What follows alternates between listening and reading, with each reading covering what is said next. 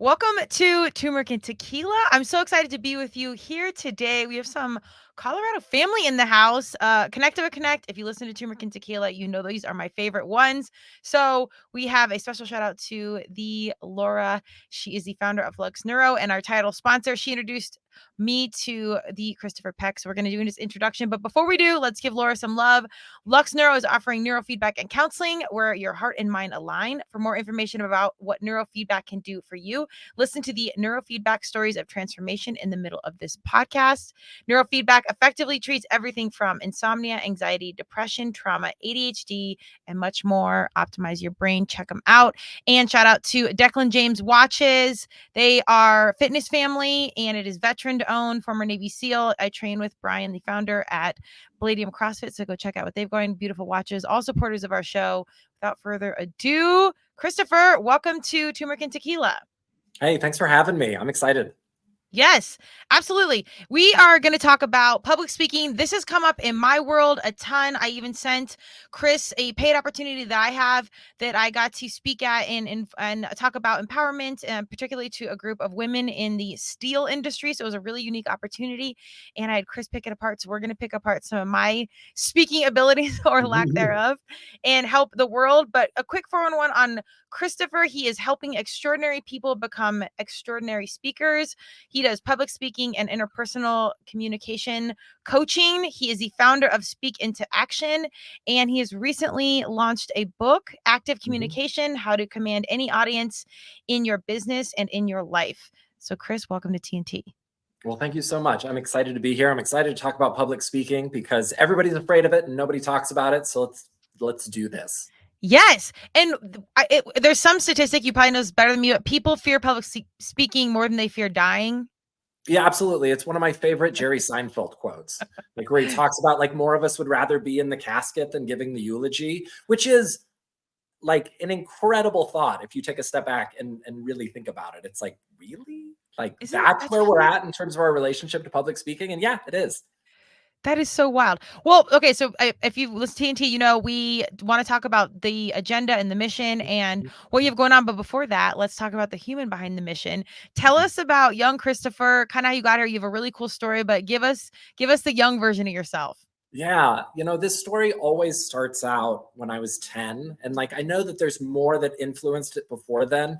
But when I was 10 years old, I competed in the school-wide spelling bee. And Kristen, I humiliated myself in front of the entire school. So if you don't know how a spelling bee works, the very first round is like a practice round. The judges are giving everybody kind of a gimme word. It's an opportunity to build some confidence, to figure out how the spelling bee is going to work. I misspelled my practice word, which was job. Like I spelled it G-O-B, and then I doubled down on it. I mean, it was embarrassing. The whole school laughed. It was one of those mortifying experiences. And in my time working with public speakers and working with communicators, it's usually a moment like this that sort of defines a person as that's not a thing that I want in my life. I don't want that kind of vulnerability. I don't want that kind of visibility. I'm mortified of doing something like this again.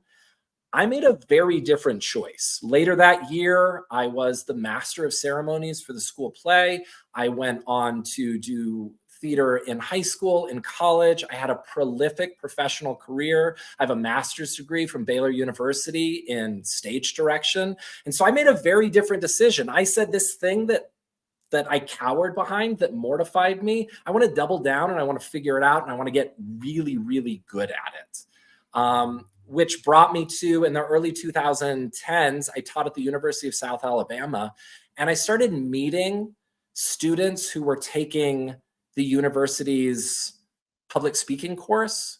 And I started learning how this public speaking course was being done almost exclusively online. The only opportunities that these students had to share their ideas in front of their fellow peers was when they came together as a class.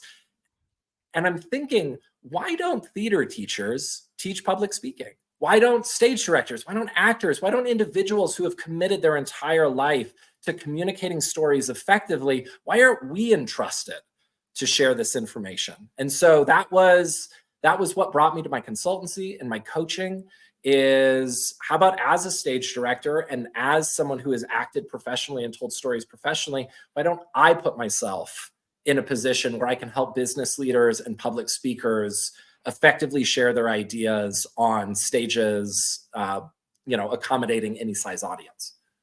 There you go. So as a young person, were you like in front of people, or was there any sort of like stage theater as like a very young kiddo? It's interesting because I was both painfully shy and, I noticed, family dynamic often has a lot to do with the way that we communicate and the way that we show up. And I did notice that growing up, like when I took on a more performative self, like I got really positive feedback from my internal family group. And so, like, performing for my family was something that brought me attention. It brought me command. It brought me a voice.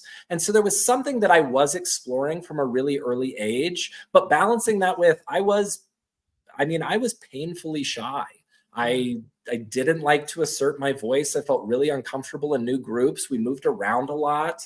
My dad was in the military. And so, like most individuals, it's complicated. But the part of my story that I do like to really hit home is I'm not one of those individuals that was born to be a public speaker.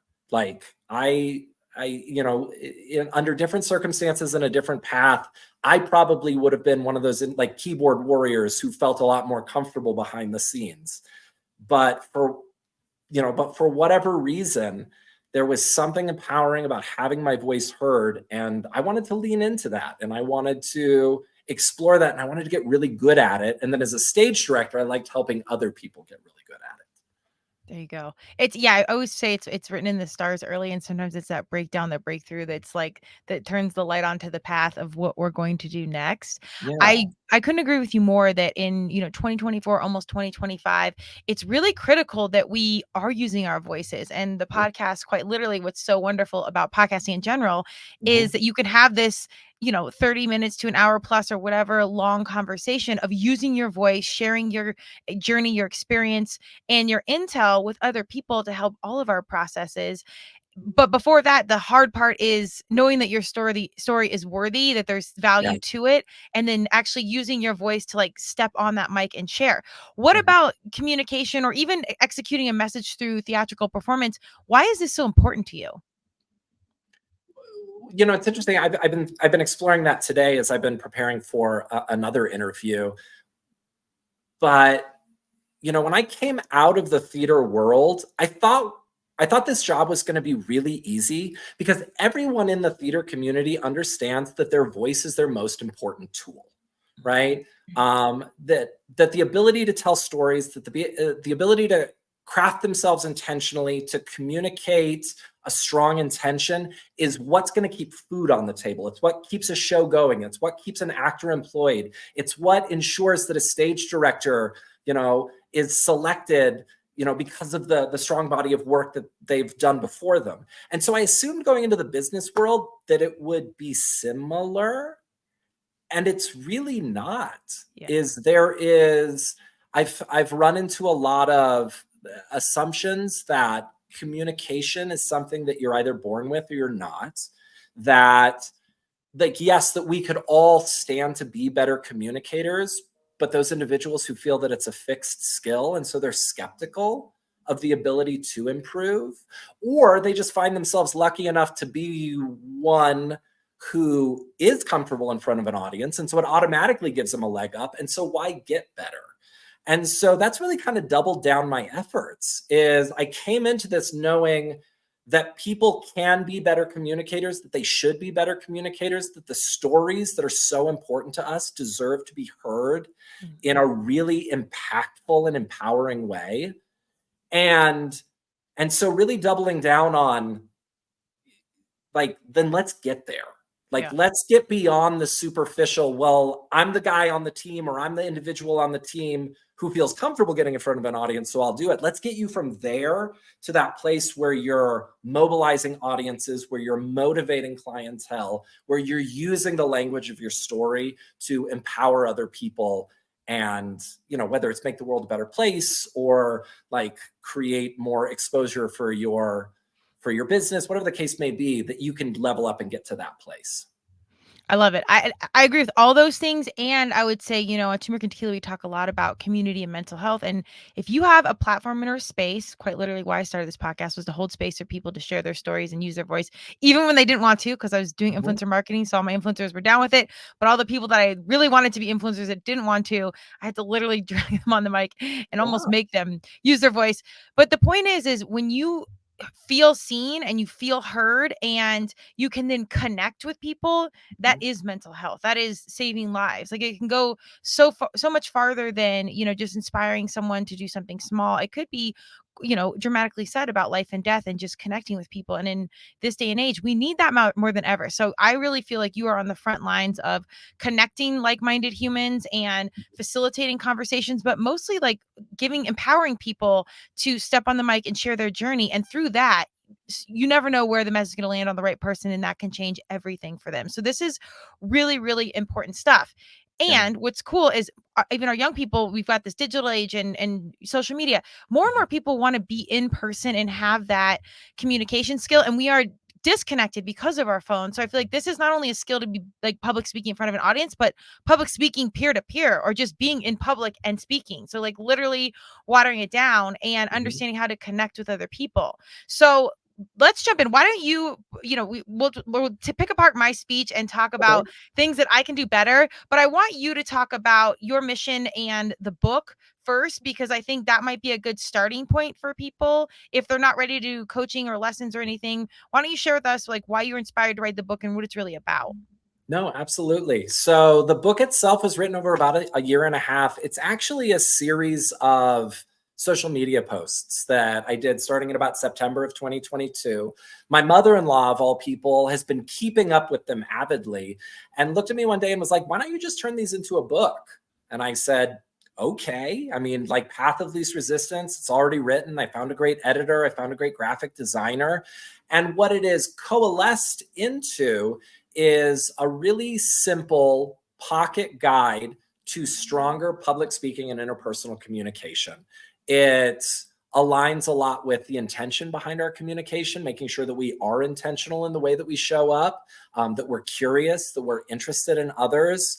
And then a lot of it is supported by the theatrical skills and techniques that I've grown up learning that have helped empower me as a communicator. So everything from the shoes that we wear, like when we show up in different spaces. One of the things, as you can imagine in theater, right, costumes come last because they take so much time. So dress rehearsal is traditional at the end of a rehearsal period.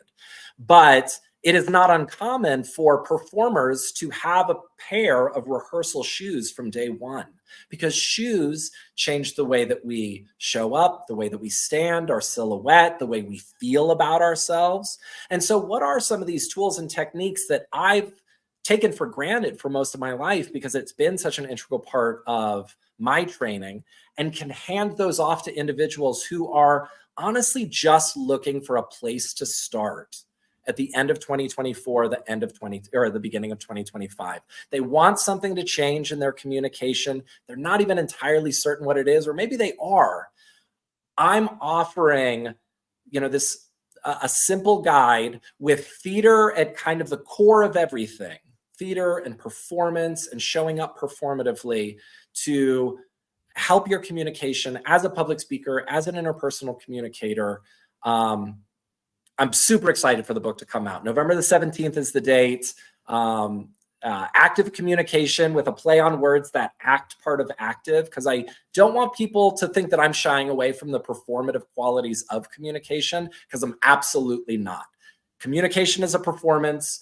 We can affect the impact that we have on our audiences through the performative choices that we make and the way that we share our ideas. And so just getting people to take that leap of faith to understand how theater can connect directly to their communication effectively, that's what this book is all about. I love it. I think I had the opportunity to read it, and I think it's great that you did social media posts as the story, because you're meeting the humans where they're at, and likely are your younger audience. And because I still think people have to bridge the gap between I'm not a public speaker, I don't need this, and Yep. this is about communication. Everybody needs this, because Mhm. you can then be seen and heard and understood. I think one Mhm. of the best podcast questions that I ever got is where do you feel most understood? And I was like, everywhere, all the time. Like, I'm Yeah. living outside the box, even as a privileged white blonde female from the burbs. Mhm. I don't stick out that much unless I'm in neon, which I usually feel more comfortable that way. But the thing is, Right. you feel misunderstood all the time. So this practice and understanding of how important communication is, public speaker or not, you are speaking in public all the time. So Yeah. this I think the book is a great intro into why this is so important. And then you can dig deep and be like, okay, I get it, Chris. Thank you. Yeah. Now let's get into the details. And I want to clear up one piece, or just have an open conversation and commentary around the idea of performative, because I think when people hear performative, they think inauthentic, where it's Mm. not about that. You're still authentic, but you're stepping into your role of, in my view, as an athlete at competition time. Like, I have a pre-game ritual, I have a ceremony before I get on the field, I do all these things. Like you notated about public speaking, I was like, oh, as an athlete, I do all this. This Right. isn't, it's performative, but it's all authentic. So why don't you unpack that a little bit, just so there's clarity in those performative versus being authentic, or how they coincide? No, I'm so glad you asked that question. And I won't dip my toe into the authenticity thing, because I have some pretty extreme views. But what I will say is, to the person who's skeptical of the word performance, don't confuse performance with pretending, right? To perform is simply to perform an action.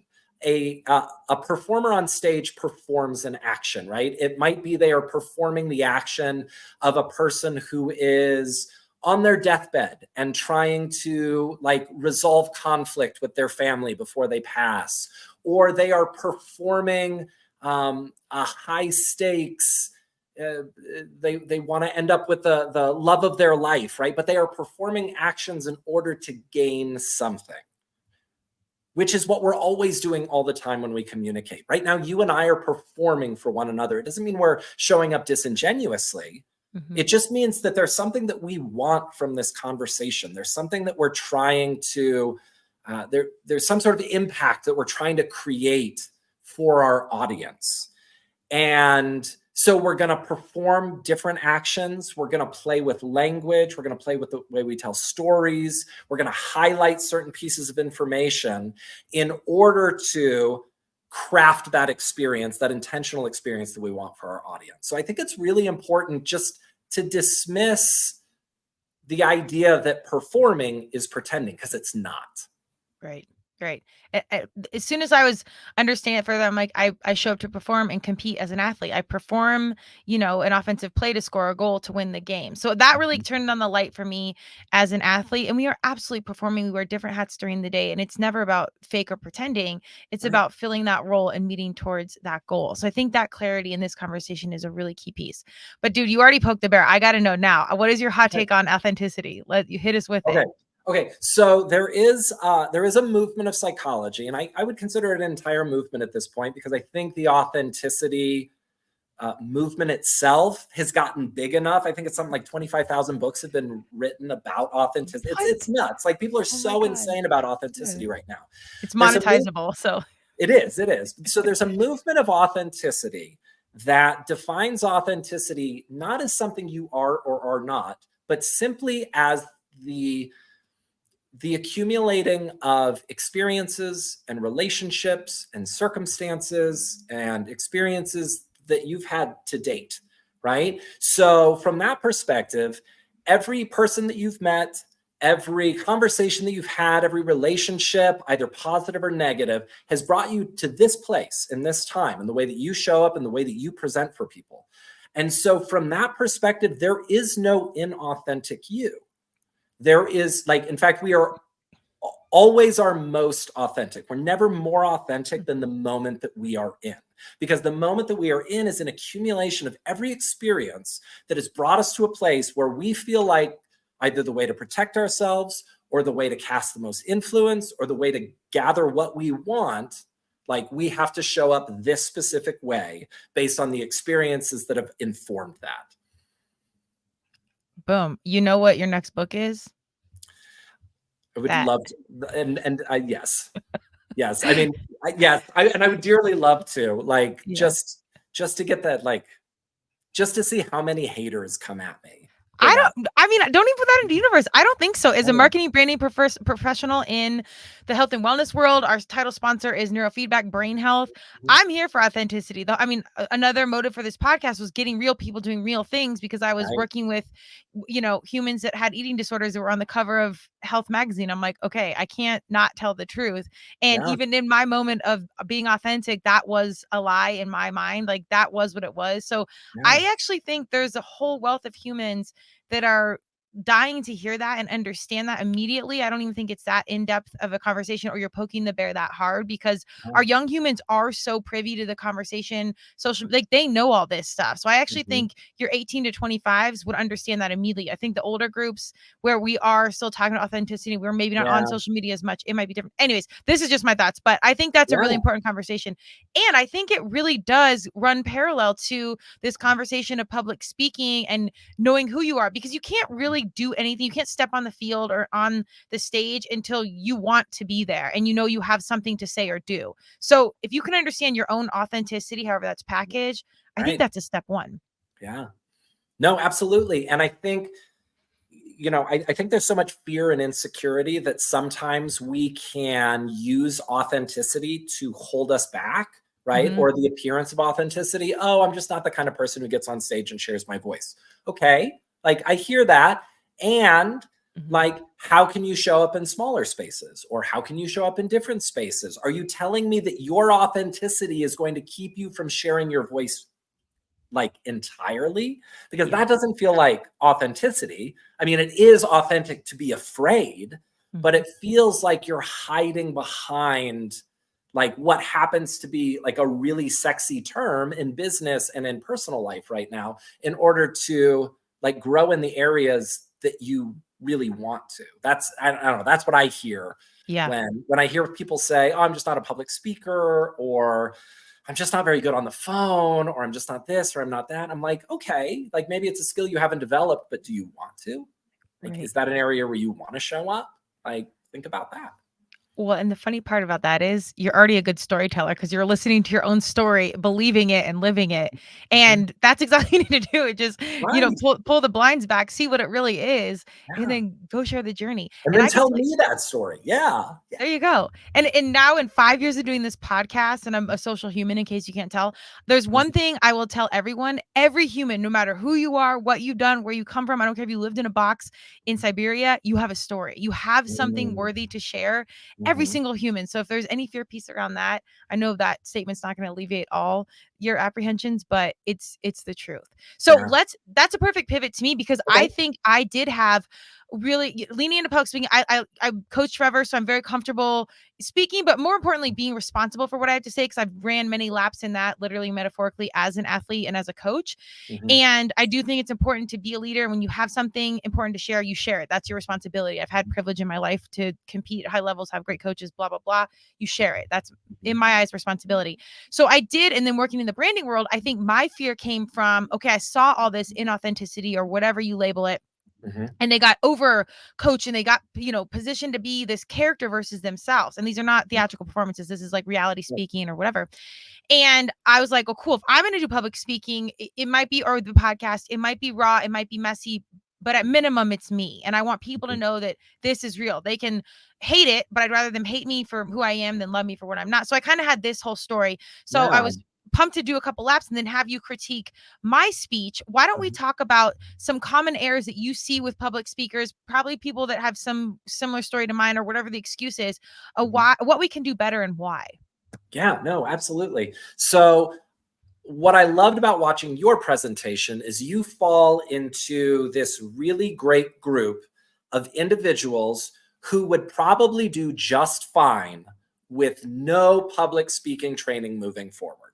Like you would absolutely continue to gain opportunities. You would be able to like continue to, because you're not afraid, right? You Mhm. you walk into the space, there's confidence, there's command, and and I love picking apart that person because there is so much upscaling that can be done, even when we find ourselves at a place where we're like, I feel pretty good about my presence on stage. So, and I've got my phone here. So if it looks like I'm looking over, it's because I definitely took notes over your presentation. There are a couple of key areas that I think are really important to point out from your presentation that are applicable to anybody who presents on stage in front of a group of individuals. The very first thing we often think about, and even as we've been talking about it back and forth, we often think about our stage presence from the perspective of our story first. What is the story that we want to tell? What I would actually encourage performers to do, and I will use that word performers because what you're doing, you're getting up and you are performing whatever piece of yourself is most necessary in order to have the impact that you want on that day.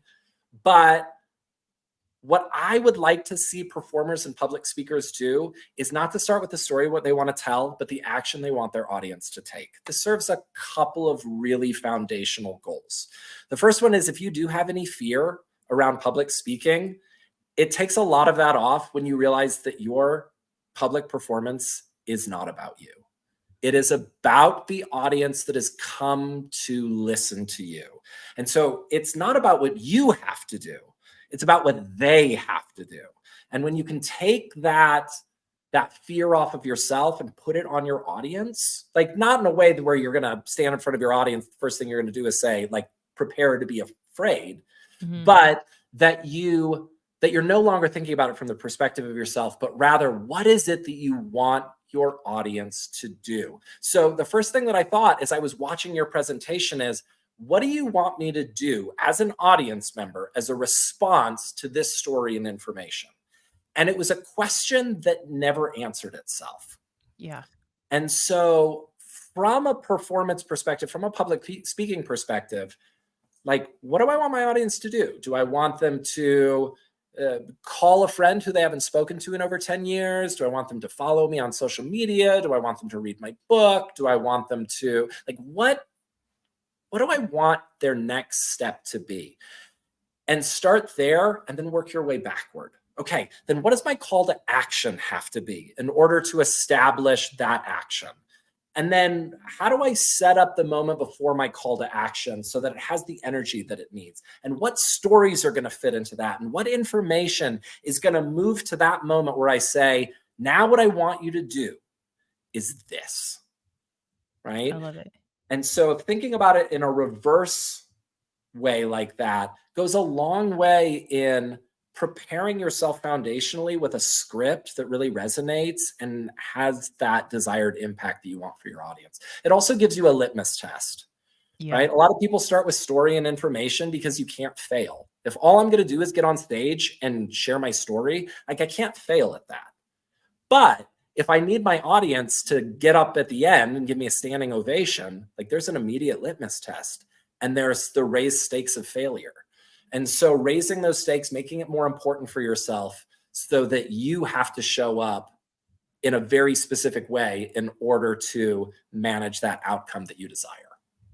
I love that. Even as you're saying that, and I'll post my speech on YouTube, very vulnerably so. And just so people, if they want to listen to this and then look at the critiques that you're saying, because now, even as you're saying, I was very clear that it was a group of women in the steel industry. And so there, a lot of strong women living quite literally in a man's world. So the whole point of the show or the conversation was about empowering them and knowing that their worth is there and everything they've already done. So it's so funny. And I knew that, I just never said it. And so I think sometimes we're missing the things that are right in front of us. And that's why feedback and a professional is so critical. Just like in sports, like if you're a good natural athlete, you need the coach to dial in the details, and then you get to the top level. So being good is good, but if you can be great, that's where you can really get directions with little tweaks. And the funny thing is too, when you're saying this, I can see how much simpler I could have made the message and streamlined it and took out some of the middle to make it even more clear. So the clarity comes even as you're running this exercise. So if you've got a speech out there,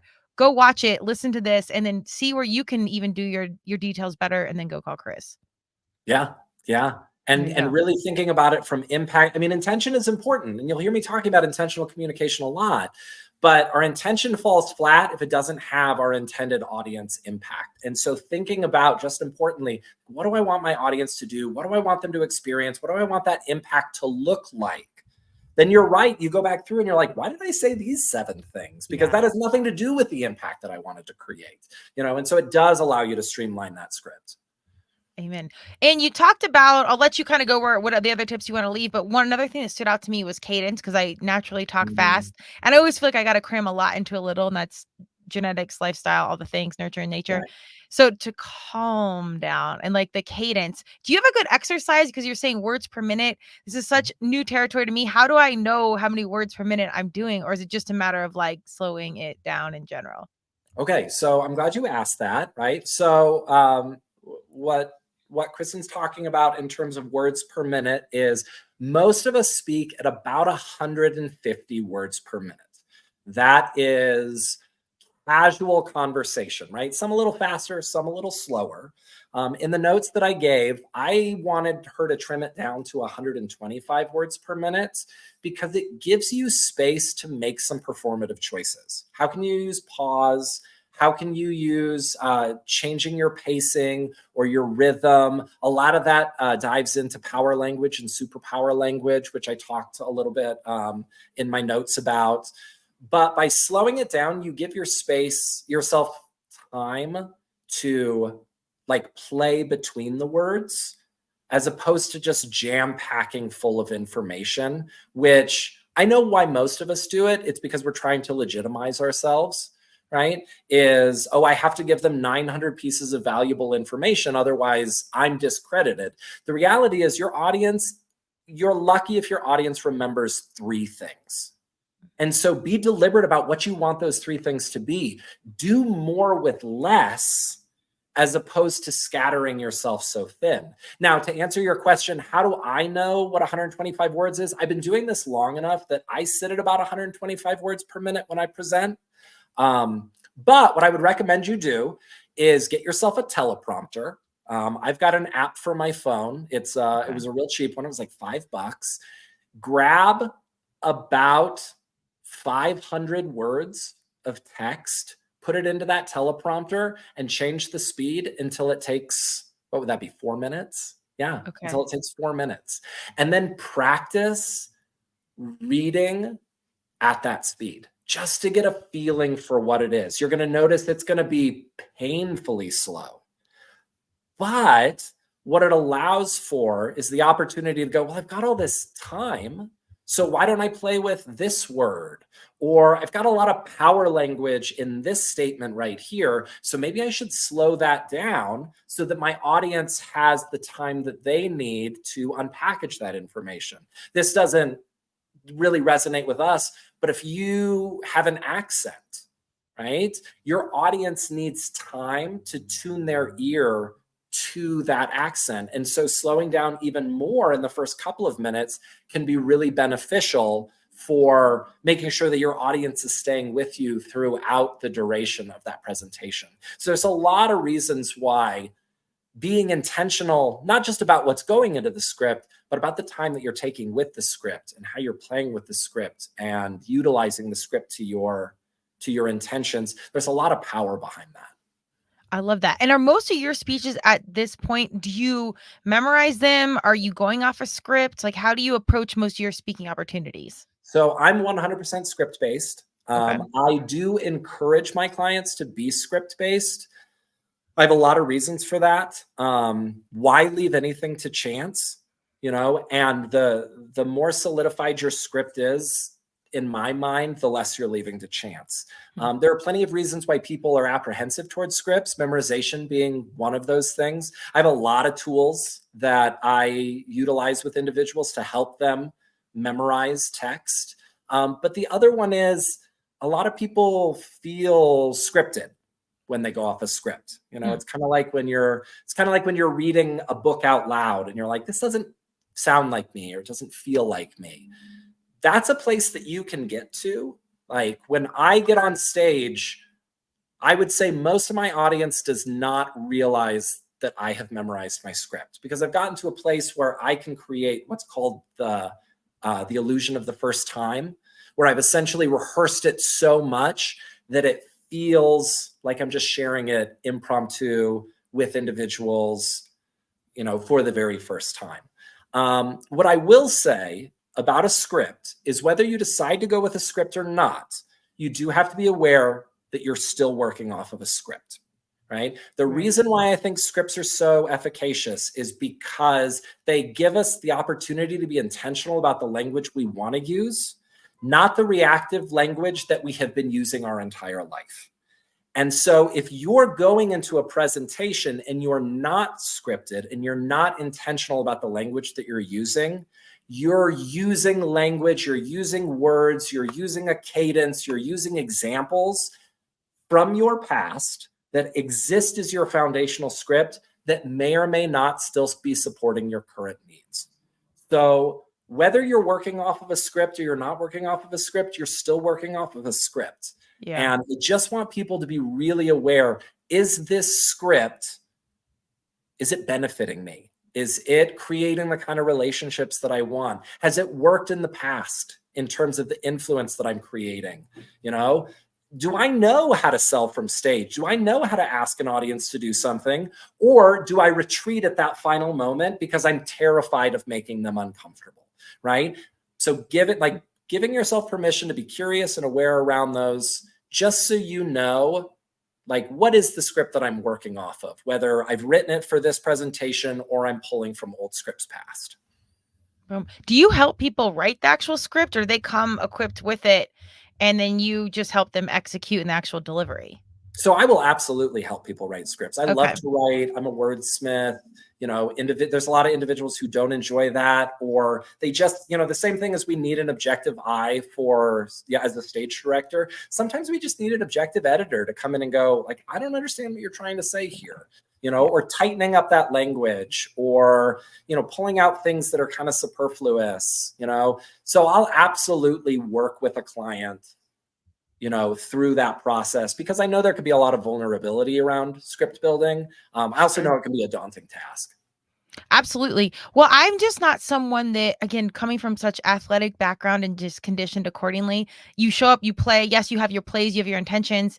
The reality is there's so much gray area, and the ball could drop, the weather could be different, what have you. So that's kind of my comfort zone. How do you feel about just a PowerPoint with, major hits, and then you just kind of go of the guidelines of the PowerPoint points, like the main phrases on the PowerPoint? Sure. And if you want to use that PowerPoint, and I think one of the things we talked about with your PowerPoint is I thought it was more extensive than I wanted it to be. Yeah. My thought about a PowerPoint is, if the messaging's on the PowerPoint, then what do I need you for? Yeah. Right. And so finding a way to bring those two things together so that you're the main attraction and the PowerPoint is supporting that main attraction.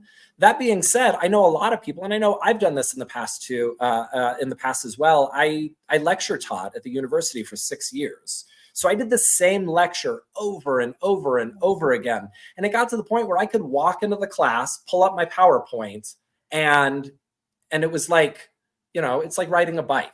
You're like, oh yeah, I remember this conversation. I remember the jokes that I used. I remember how this goes.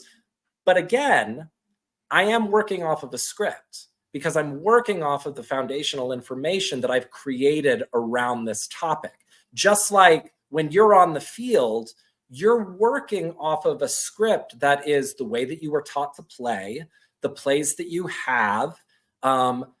Maybe it's people that you trust most on the team. So it's like, who do you turn to first, right? If you've got a pass or you've got to make a play, right? You're still working off of a script that's been built and fortified through the time that you've played as an athlete.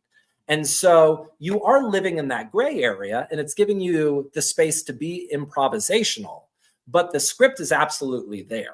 And so a lot of it depends too, to your point, is this a presentation that you're doing for the first time that's out of your comfort zone? That might require more scripting. Or Yeah. is this a conversation that you've had 1,000 times, you could have in your sleep? And what you really need to do is just reconfigure some pieces of it, making sure you have a strong action ask, making sure you're intentional about your language, making sure, you know what your pacing looks like. But, so I don't say no to the person who just wants to quote unquote wing it, as long as you understand you're not winging anything. You're Yeah. absolutely being supported by, by the intentions and the scripting that you've created in the past. There you go.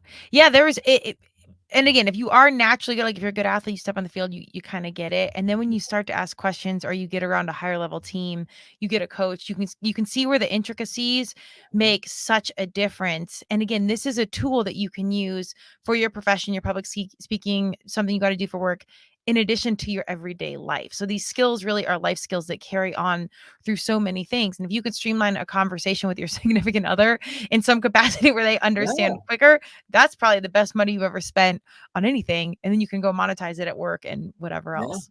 Yeah. Or imagine those daunting first dates that I'm There you go. so happy that I haven't had to be on one, especially in an age of online dating, like Yeah. never had to do that. So glad I didn't. And it's a performance. Yeah.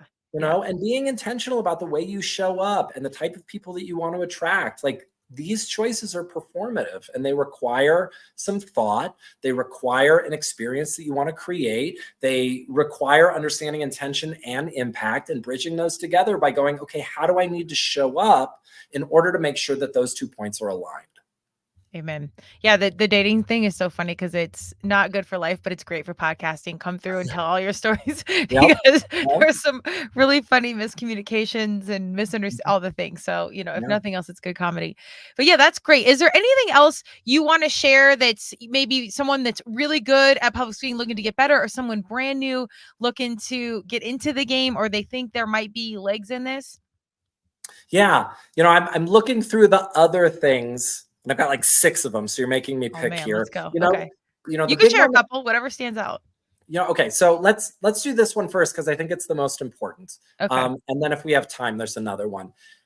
One of the things that I see too often in presentations, and it comes up in a lot of different ways, but it's a person apologizing for their presentation, right? And like the really obvious one is, the guy gets up in front of you and it's, hey guys, unfortunately Ted can't be here today, so you're stuck with me. And I know what we're doing, right? It's a little self-deprecating humor. It's like to ease tensions. But by coming out at the beginning and saying, I'm only going to be this good, it makes it that much harder for you to be here, right? Yeah. Like everybody will acknowledge that you weren't this good, you were this good, right? But by apologizing on the front end, you make it that much more difficult for your presentation to have the electricity and the impact that is necessary to really mobilize change. Where I saw it with you, it was a little more subversive. One of the things that you had said was, hey, I'm just gonna speak through this really quickly because I want to get on to. Okay. And that is an apology in a different form, where Oh, essentially what you're okay. saying is this piece of information isn't that important, so I'm going to breeze through it and get on to the really meaty stuff. And my pushback on that would be, if it's not important, don't say it. If it is important, utilize it and don't apologize for it. So I see apologizing happening all over presentations and public speaking. If you can pull all of those needs, and I found myself doing it, and sometimes even recently, like we fall on it so easily. But if you cannot apologize for your presentation, you give yourself that much more space to be amazing. I love that. I didn't realize that at all, and that totally hits when you explain it that way. Mm-hmm. And it's a really good metaphor for life, I think, where it's like, oh, let's just breathe through this warm up and then let's get to the game. Well, you really need the warm up for the Yeah. game, and you need all these other pieces. So I had no idea. So thank you for pointing. I mean, obviously saw your very in-depth notes, which were incredible. Right. And I'm going to continue. I've shared them with a friend. Like I said, she's actually going to use some of the notes for me for herself. But Mm-hmm. These are things like you wouldn't even think of, but then when you explain it, it totally makes sense. And that's absolutely not the message that I ultimately want to send. Right. Right. And usually we don't. And it just further highlights how important it is to be intentional and also remembering that we're operating off of a script, right? And somewhere in that script, you internalize this idea that I need to speed through. And from a very practical perspective, you do speed through less important information. You just don't tell your audience that you do it, Okay. like, it's so there are practical reasons behind it. And like, sometimes in that moment when we haven't scripted a certain part, or we're working off of old tapes and old scripts, like that moment might come up where we're like, oh yeah, I'm just going to tell them exactly what I'm doing right now. So Yeah. it's just something to think about, that when you apologize for your presentation, you make it that much more challenging for your audience to accept it at its full weight and magnitude. I love that. Yes, I do remember I cited Brene Brown, and I was like, well, we're the version of, I don't think I said below, but something other than her. And even when I was saying the speech, I'm like, oh, that's not really what I mean. So Yeah, there was little things that I caught. Being a competitor, you're not going to walk out there and be like, well, I'm going to come in second today. So it's right. always, yeah, it's always, and a lot of this, honestly, I think is just like sports. It's practice. Like, you need to Yes. show up and run the laps and do Mhm. the things so you can be game ready. But that takes a lot of hours outside of the field, in the Right. training room, getting coaching and understanding what's really going on.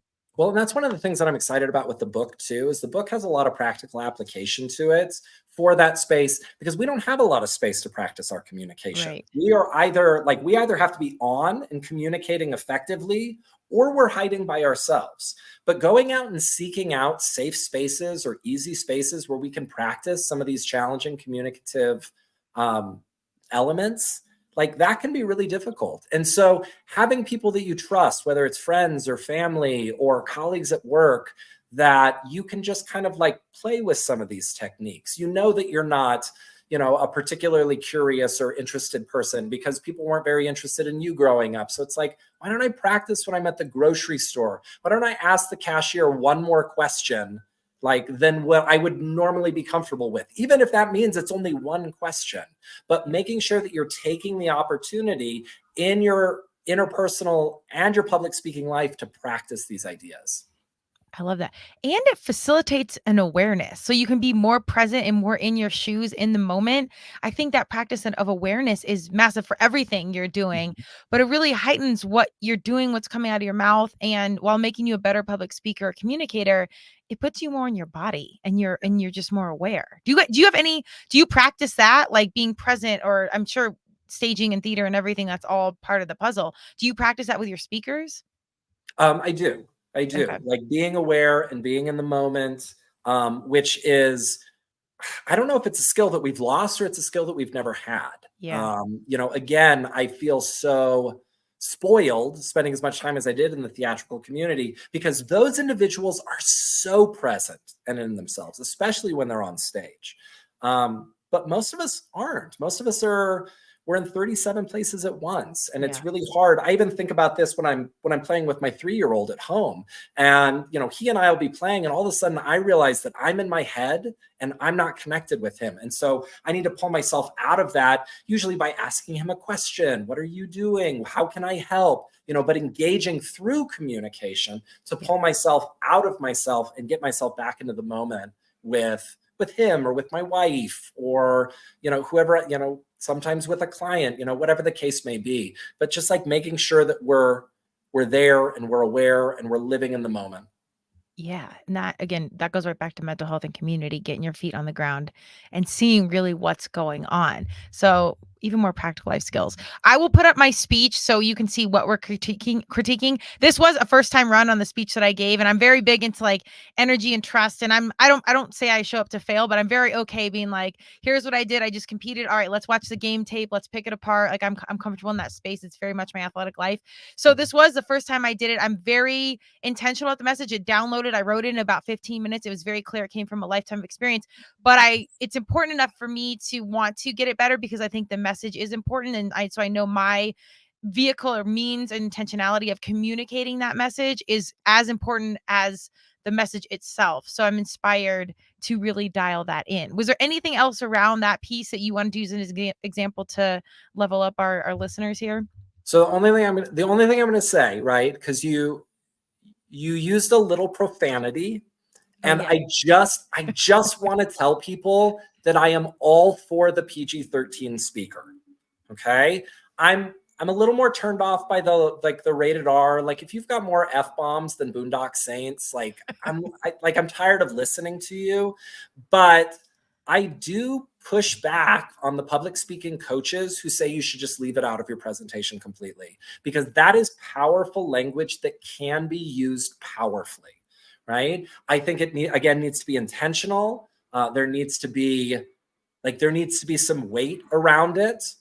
But if you see yourself as a PG-13 speaker, if you want to be a little off color like that, like lean into it and use it to your advantage. Because I do think it can turn heads. It can bring audiences back to attention. I just think there's a lot that can be used from that language subset that we're missing out on if we just decide, I'm going to be a clean rated G speaker. Yeah. Well, and if people know how you speak on the regular, maybe your audience doesn't know you, that's fine. But a lot of people have a lot of intel with your phone. So Yeah. again, I think it kind of leans into that authenticity piece, air quotes, if you're listening to this. If that's how you speak, say it. I don't even remember what I said. Like you had said, I think I said shit or something. I didn't remember in the speech. So I didn't even notice. Well, and that was what I noticed, is that you didn't notice. Okay. Right. And so again, it's like, I just want you to use it intentionally. I want you to use it for the reason of an impact, because it can be so jarring and it has so much power that when it's sort of used haphazardly, it's like, I as an audience member felt like we missed a moment. Okay. I was like, ooh, that could have been like a really beautiful moment where we bring everybody's attention back together just by using one dynamic word. I love that. And this is the little, like the nuances that are big, like the little things that make it really big. So there's so much intel. I think this is great. Thank you so much for taking the time to take my work and address it. And because it's so good to say what you do, but to actually see you in action and pick some things apart and coach and direct, I think that's magical. And we are very much an experiential generation. I want to say at this point in the world, like it's like, okay, what do you do? All right, show us. So that was a really cool exercise that we got to do. I appreciate that. You taking the time to do that. Tell us where we find you when the book's coming out. I know you said the date, but any Amazon links or anything, any direction you want to give us here, hit us with it. Yep. No Amazon links yet. It is set to come out November the 17th. That's a Sunday. For more information on that, follow me on Instagram at Chris Speaks Up, or go to my website, speakintoactioncom.com. Or you can email me at chris.speakintoaction@gmail.com. And I will respond in any of those ways. Let's go. And final question for you. Well, I'll say this first. Is there anything else you want to share, or tips or anything I didn't ask you that's like a key piece of this community? No. And in fact, I want to give you permission, if you'd like, to make those notes available to the public as part of what they're watching. I absolutely will. Yeah. Because I like most of us, I'm more intentional in writing. And so if there was anything that was like, what the heck was he talking about during that presentation? Like, go in and read those notes, because I'm pretty intentional about the way that I present them to you. You are. I was very impressed. It was like paragraphs of direction. I'm like, dang, this human really watched game tape and broke down the play by play. So I'm like, this is extraordinarily helpful. Like I said, I'm sharing my notes with a friend for her speech. So it's very impactful. I'll load the video on YouTube, and then I'll put all the notes in the comments so people can tell. So check us out. Turmeric Tequila, you know where to find us. Our final question then will be, what is success to you? What is success to me?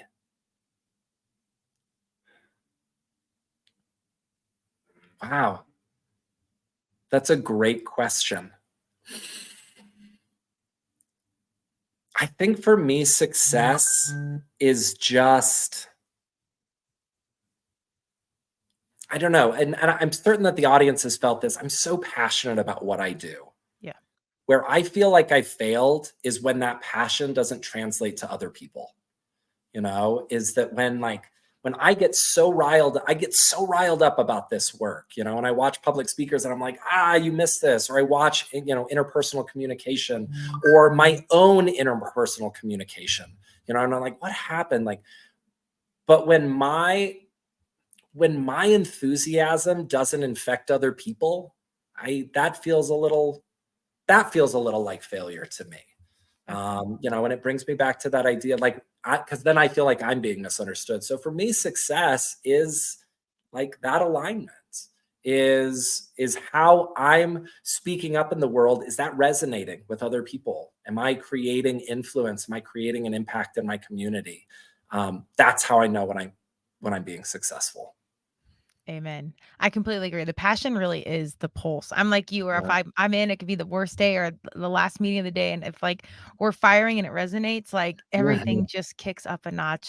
And what a beautiful place to exist. Like where you Yeah. just feel alive, you feel present, you feel there, and then you get to have this energy exchange with a like-minded human. Mhm. And you have positive impact. Like that's great. Even if it's just for entertainment, like you positively exchange energy and passion. Yeah. Yeah, I agree. Like that's like what's more exciting than an electric conversation like that, where you look up and it's 2.5 hours later and you're like, how did I get here? That's what I feel like we're missing so often are those opportunities to get lost in another person. Totally. Sometimes the answer to that question is tequila, but that's a different podcast. So we'll save Totally. that. But hey, you gotta have both. It can't Yeah, be all yeah, business all the time. that's Sometimes right. people like us need to chill out and not do business all the time and just Mm, breathe. yeah. So it's a balance of both. But I love your energy. I think the public speaking thing is going to be phenomenal for coaching and humans. But the area we're entering, election year, like there's so much heightened energy and communication and connection are going to be such a major piece of our mental health and ways that we move forward and our young humans getting off the cell phone. I see it Mhm. every single day. It's not because of our older people's get off the phones or tell free, blah, blah, blah. Like our young people get it. So I think you are going to Yeah. have space to connect, particularly with our young people, nothing to do with business. I'm just putting this into Mhm. universe where it's Yeah. just them wanting to communicate with another human. And I can see you doing lectures and master classes on get to know your friends, like even Mm. simpler stuff. So we'll see. But I love what you're doing. I love your heart behind it. And I'm excited to see how this grows. Well, thank you, KO. Yes, yes. We'll see you soon, Chris. Keep us posted on all things and check out all the links and everything else. As this podcast comes out, I'll put the speaking video up and then all Chris's stuff will be there as well. So come follow the train. All right. Thanks, Chris. Thank you.